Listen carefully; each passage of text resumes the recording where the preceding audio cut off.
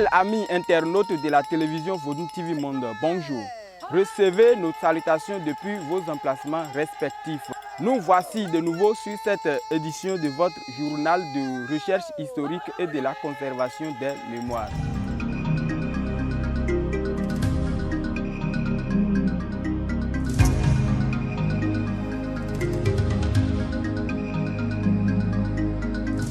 Les communautés traditionnelles de la vallée de Louémé ont célébré ce 10 janvier la fête nationale de Vodou. C'est la commune d'Adjoun qui a accueilli cette année les cultes, les danses et offrandes présentées aux divinités dans l'intimité clanique des communautés cosmopolites de la basse vallée des Women.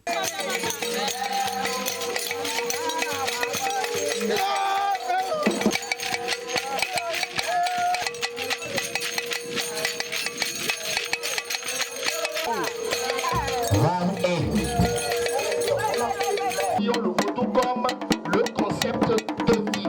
Et lorsqu'on parle du Vodou, on veut simplement parler de ce principe. Elle occupe le premier rang.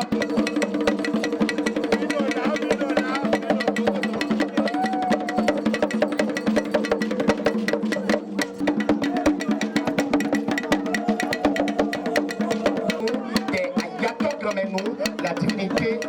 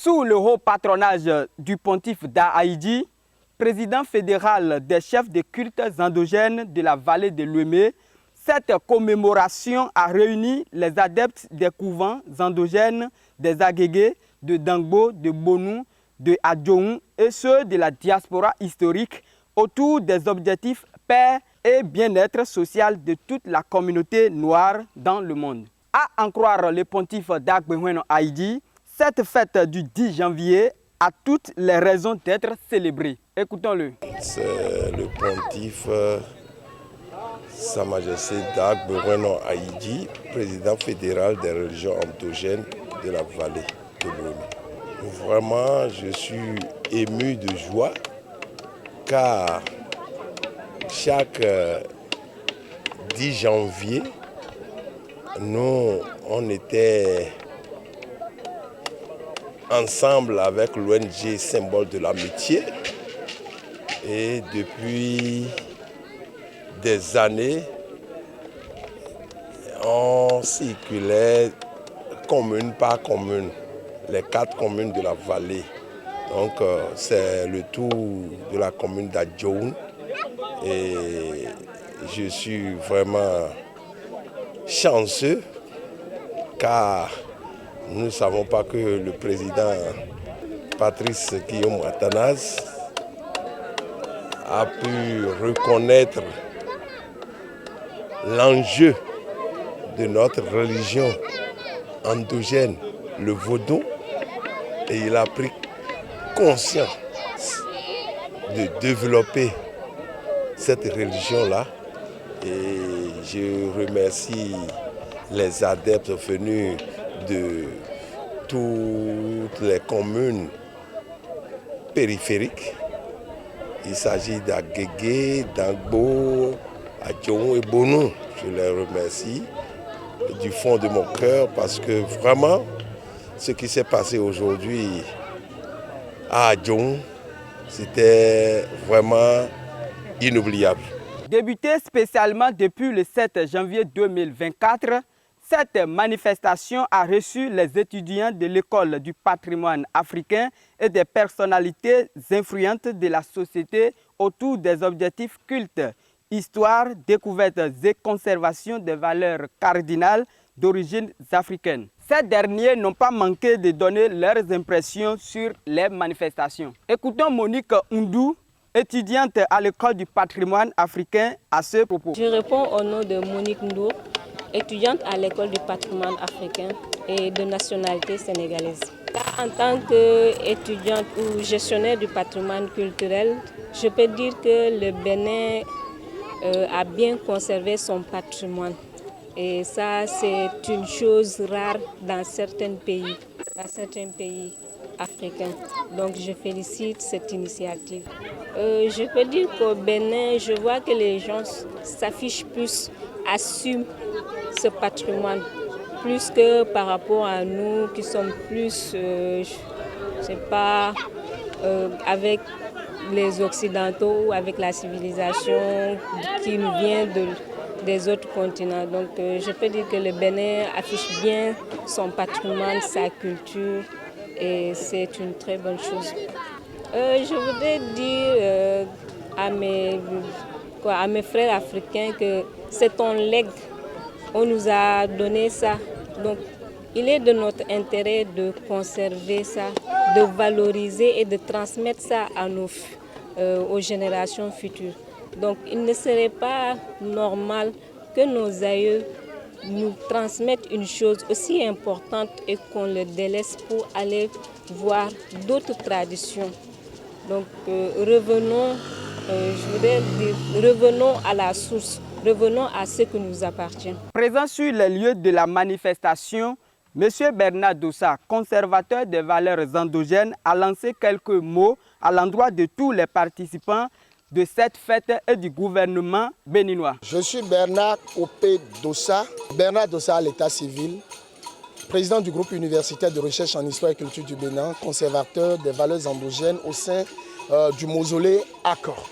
D'abord, cet événement m'a permis de vivre les réalités dans un cadre scientifique parce que je l'ai partagé avec des étudiants de l'école du patrimoine africain qui ont surtout besoin des expériences, qui ont surtout besoin de ces moments pour mieux comprendre ce qu'ils peuvent retenir, ce qu'ils peuvent promouvoir après les études au sein de leur école, qui est d'ailleurs une nouvelle parmi les institutions étatiques qui recherchent à valoriser et faire la promotion des valeurs cardinales, des valeurs endogènes, sinon des patrimoines ou plutôt des appartenances sociaux, culturelles et cultuelles de l'Afrique en général et particulièrement du Bénin.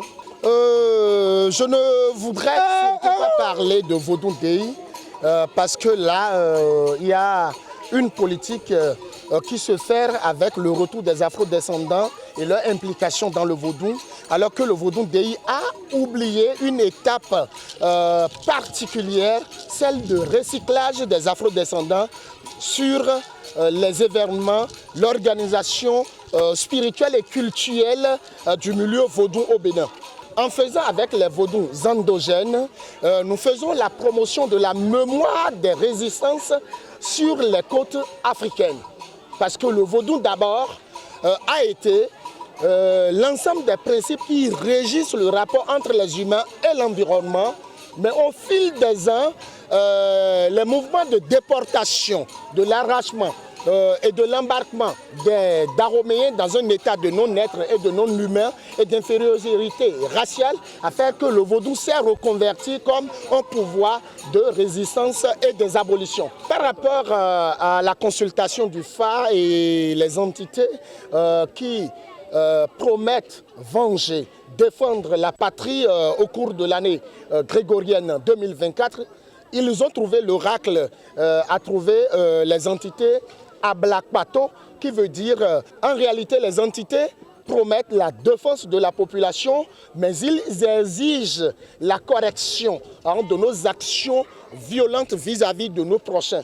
Cela veut dire que nous devons cesser de retrouver l'ennemi parmi nous, mais de retrouver l'ennemi parmi les Européens qui ont amené une modernisation de nos valeurs, de notre identité et par extension sont en train de nous déshumaniser. Donc il faut qu'on cesse de retrouver l'adversaire entre ses frères, l'adversaire, la cause de l'adversité. Il faudrait que les Africains, les Béninois en particulier, cessent de retrouver les causes de l'adversité entre eux, mais plutôt en face des adversaires qui les déciment et qui les ravagent. Célébrer chaque 10 janvier la fête du vaudou permet aux différents mausolées de renouveler leur attachement aux croyances endogènes compte tenu des nombreux bienfaits du vaudou dans l'existence de la communauté noire en général et celle des populations de l'Erké, Adja et Oyo en particulier. Mesdames et messieurs, ainsi s'achève cette édition de votre journal de recherche historique et de la conservation des mémoires.